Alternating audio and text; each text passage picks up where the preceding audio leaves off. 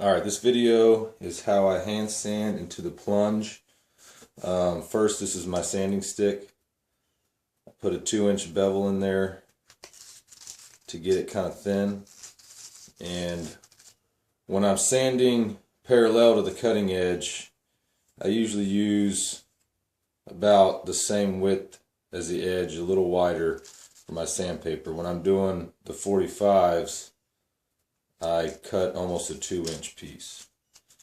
So the main thing is to keep your sanding stick parallel to that plunge line at all times.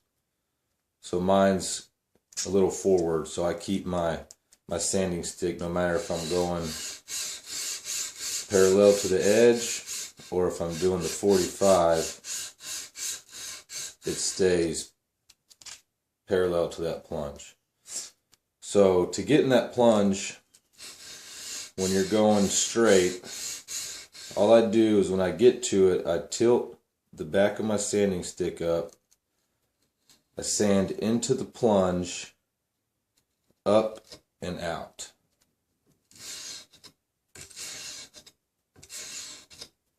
And that gets it, that it follows the round inside of your plunge. And it's basically the same thing when you're doing the 45. Keep the stick parallel to that plunge line. Move your hands at a 45-degree angle.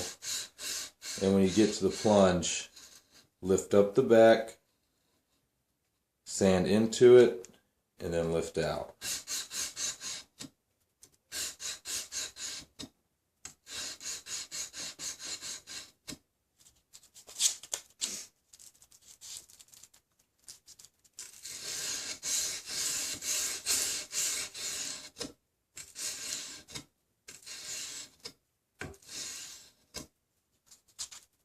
Pretty easy.